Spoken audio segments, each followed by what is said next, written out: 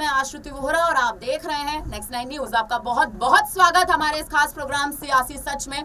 बात करने जा रहे हैं उत्तर प्रदेश की उन 80 सीटों में से जिन सीट में सबसे प्रचलित सीट इस बार बनी हुई है मिर्जापुर की सीट।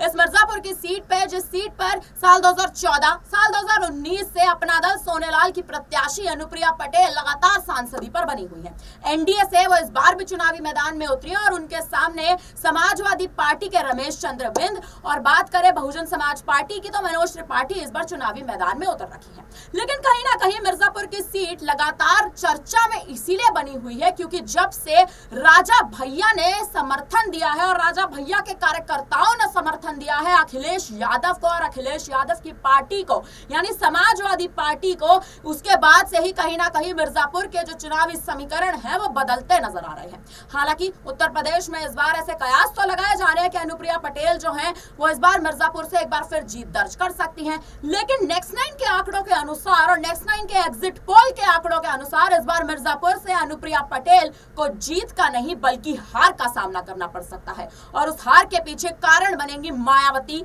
और अखिलेश यादव। जी हाँ, इसी पर बात करेंगे और इसी मुद्दे पर और गौर करेंगे। हमारे साथ स्टूडियो में मौजूद हैं तनुज आपका स्वागत है। तनुज, मेरा पहला सवाल आपसे यही रहेगा। देखिए, मिर्जापुर की सीट पिछले 10 सालों से 10 वर्षों से कहीं ना कहीं लगातार चर्चा में बनी हुई है।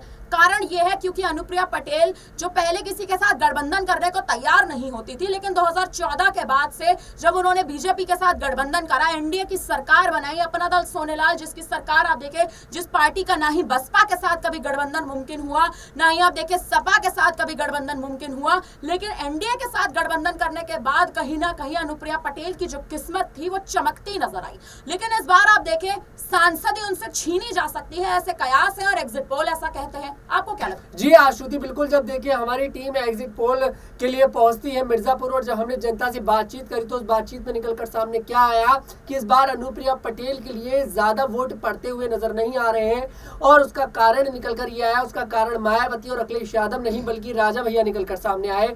जिस तरह से राजा भैया की पार्टी ने अखिलेश यादव के जो कैंडिडेट है रमेश बिंद जी को उनका अपना समर्थन दिया है, ऐसे में पूरा यहाँ पर मिर्जापुर का जो ज्यादातर वोट जो है वो समाजवादी पार्टी के खाते में जाता दिखाई दिया, तो बहुत आसानी के साथ यहाँ पर समाजवादी पार्टी जीत दर्ज कर सकती है और इस बार अनुप्रिया पटेल के लिए मुश्किल खड़ी हो सकती है। और उसका कारण सिर्फ और सिर्फ उनका बयान है। जिस तरह से उन्होंने राजा भैया को लेकर गलत बयान दिया था, मैं उस बयान को दोहराना भी नहीं चाहता, इतना गलत उन्होंने बयान दिया था।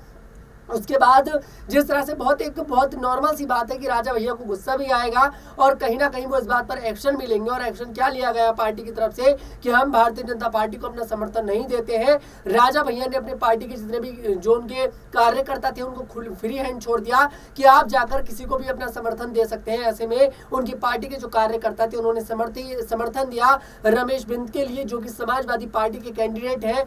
ऐसे में जो वोट वहां पर राजा भैया का था, भारी वोट बैंक को साधने का काम करते हैं, वो वोट बैंक पड़ता दिखाई दिया अखिलेश यादव के कैंडिडेट के लिए। तो ऐसे में बहुत आसानी के साथ कहा जा सकता है कि यहाँ से समाजवादी पार्टी के कैंडिडेट बहुत आसानी के साथ जीत दर्ज कर सकते हैं। लेकिन तनुज, रमेश चंद्र बिंद की अगर बात करें तो आपको याद होगा कि अभी हाल ही में यानी आप देखें मिर्जापुर पर मतदान से कुछ दिन पहले ही रमेश चंद्र बिंद को चुनावी मैदान में उतारा गया था। उससे पहले तो सपा ने यहाँ पे ताल नहीं ठोकी थी। तो क्या आपको ये नहीं लगता कि रमेश चंद्र बिंद को उतारा ही इसलिए गया? और आप ये भी याद करें कि वो पूर्व विधायक रह चुके हैं समाजवादी पार्टी के, तो उनको इस बार कहीं ना कहीं चुनावी मैदान में उतारना क्या समाजवादी पार्टी और अखिलेश यादव की कोई रणनीति किस्म की है?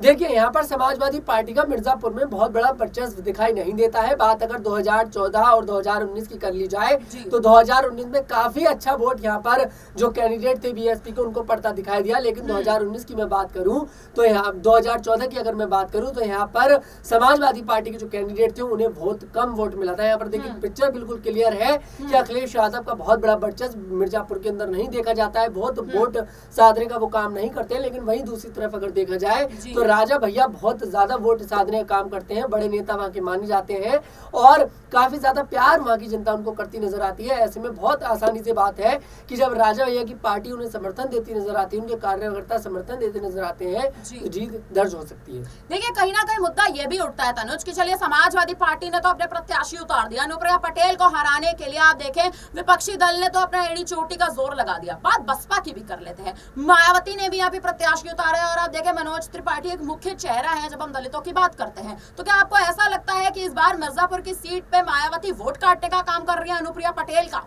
देखिए, मायावती ऑलरेडी मिर्जापुर में बहुत ज्यादा स्ट्रांग मानी जाती है। बीएसपी पार्टी एक बड़ा चेहरा मिर्जापुर के अंदर माना जाती है और देखा जाए तो अनुप्रिया पटेल के बाद दूसरे नंबर पर बीएसपी पार्टी ही आती है। ऐसे में मुझे लगता है कि वोट काटने का काम अनुप्रिया पटेल का वहां पर करती नजर नहीं आएंगी, क्योंकि मायावती का वहां पर मिर्जापुर में वोट बिल्कुल फिक्स नजर आता है और दूसरे नंबर पर ऐसे ही उनको नहीं कहा जाता। वहीं जो उन्होंने कैंडिडेट उतारे हैं वोट साधने का काम करते नजर आ रहे हैं, लेकिन जीत बहुत मुश्किल नजर आ रही है, क्योंकि राजा भैया की पार्टी का समर्थन मिलना अखिलेश यादव के लिए बहुत बड़ी बात है और बहुत आसानी के साथ वो जीत दर्ज कर लेंगे। मेरा आखिरी सवाल एक आपसे रहेगा, राजा भैया का पहले कयास लगाए जा रहे थे भारतीय जनता पार्टी के साथ समर्थन रहेगा, राजा भैया ने पलटी खाई, या ये कह सकते हैं कि राजा भैया शायद भारतीय जनता पार्टी के साथ जाना ही नहीं चाहते थे, इसीलिए उन्होंने समाजवादी पार्टी को, उनके कार्यकर्ताओं ने सपा को समर्थन दिया? क्या लगता है आपको आने वाले उत्तर प्रदेश के विधानसभा चुनाव में क्या राजा भैया मुख्य भूमिका निभाते दिखाई देंगे? देखिए, बिल्कुल 2027 में जो उत्तर प्रदेश में विधानसभा चुनाव होने वाले हैं उसमें राजा भैया बहुत बड़ा चेहरा बनकर निकलेंगे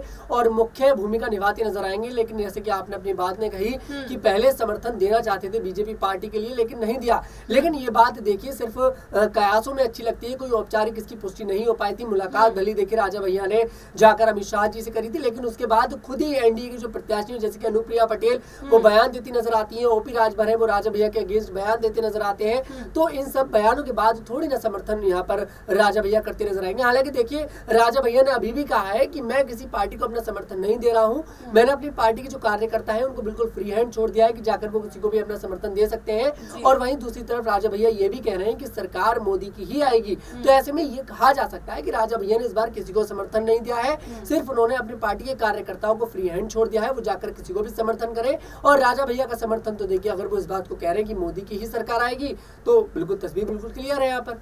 चलिए, अब देखना ये होगा जिस प्रकार से तनुज आपने पूरा समीकरण जनता को समझाया, दर्शकों को समझाया, मिर्जापुर की सीट जिस प्रकार से इस बार चर्चा की सीट बनी हुई है, हॉट सीट बनी हुई है उत्तर प्रदेश में, और सबसे बड़ा कारण अनुप्रिया पटेल ही है, क्योंकि 2014 से अनुप्रिया पटेल का दबदबा है। अब देखना यह है कि क्या इस मिर्जापुर की सीट पर समीकरण बदलता दिखाई देगा। क्या सपा ने जो एंड वक्त पर अपने प्रत्याशी को उतारा है, क्या सपा यहाँ पर अपनी तरह से कहे तो क्या सपा यहाँ पर अनुप्रिया पटेल पर हावी होती दिखाई देगी? फिलहाल अब देखना यह है कि आखिर 4 जून को मिर्जापुर का समीकरण किस ओर घूमता है। क्या मिर्जापुर में अनुप्रिया पटेल वापसी करती हैं, या फिर सरकार और मिर्जापुर में पार्टी किसी और यानी सपा या बसपा की पार्टी यहां पर एक बार फिर से नजर आती है? फिलहाल अब इस पर आप क्या कहेंगे और इस पूरी खबर पर अब आपकी क्या राय हमें कमेंट करके जरूर बताइएगा।